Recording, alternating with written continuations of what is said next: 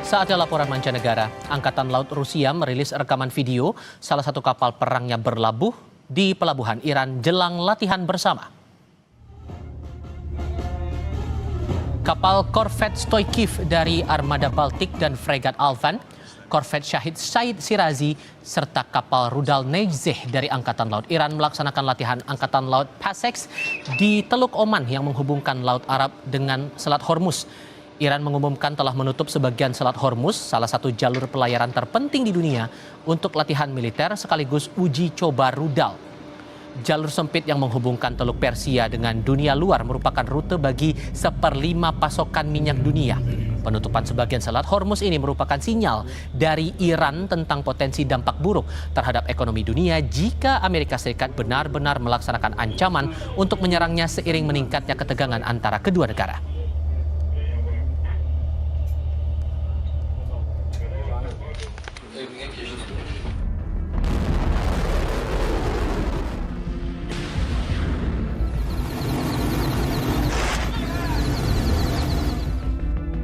Iran menutup sementara sebagian Selat Hormuz di tengah berlangsungnya perundingan nuklir dengan Amerika Serikat di Jenewa, Swiss.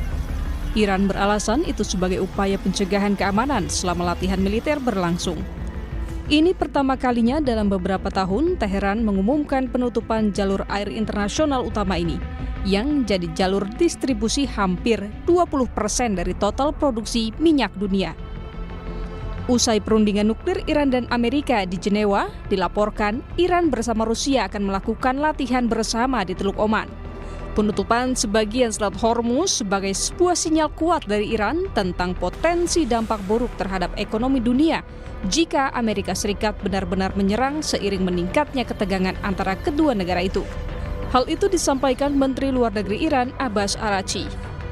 Abbas mengungkap Iran siap membela diri atas agresi apapun. Iran remains fully prepared to defend itself against any threat or act of aggression.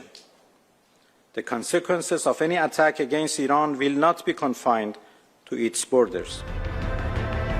Pemimpin tertinggi Iran, Ayatollah Ali Khamenei, juga mengancam akan menenggelamkan kapal-kapal perang Amerika Serikat. Khamenei juga membantah klaim Presiden Amerika Serikat soal superioritas militer Amerika. Menurutnya, kekuatan militer terkuat di dunia pun bisa dihancurkan hingga tidak bisa bangkit lagi. رئیس جمهور آمریکا که ارتش ما قوی‌ترین ارتش دنیاست. قوی‌ترین ارتش دنیا ممکنه اونچنان گاهی سیلی بخوره که از جا نتوانه بلند. Ancaman Khamenei bukan tanpa alasan. Pasalnya, sebelum negosiasi kedua soal nuklir, Amerika Serikat mengirim lebih dari 50 jet tempur dalam 24 jam terakhir pada Selasa waktu setempat. Amerika Serikat juga mengirimkan kapal induk USS Gerald R. Ford untuk menyusul USS Abraham Lincoln yang berada di kawasan itu. Kapal induk USS Abraham Lincoln bersama kelompok tempur kapal induknya yang membawa hampir 80 pesawat sudah berada sekitar 700 km dari pantai Iran.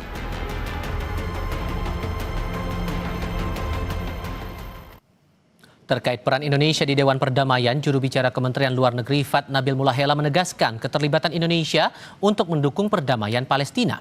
Posisi pasukan Indonesia di ISF menurutnya akan punya batasan dan ketentuan, antara lain tidak digunakan untuk misi tempur, demilitarisasi, dan lebih fokus pada misi kemanusiaan. Indonesia memiliki suatu posisi nasional bahwa keterlibatan kita di dalam ISF ini sepenuhnya di bawah kendali Indonesia, dan kita memiliki sejumlah batasan, ketentuan-ketentuan yang mengatur penempatan pasukan kita ini untuk apa saja. Dan antara lain tidak digunakan untuk misi tempur, untuk demilitarisasi, dan lebih berfokus pada yang bersifat kemanusiaan, rekonstruksi, mengupayakan pelayanan kesehatan, seperti itu. Dan satu hal yang juga sangat penting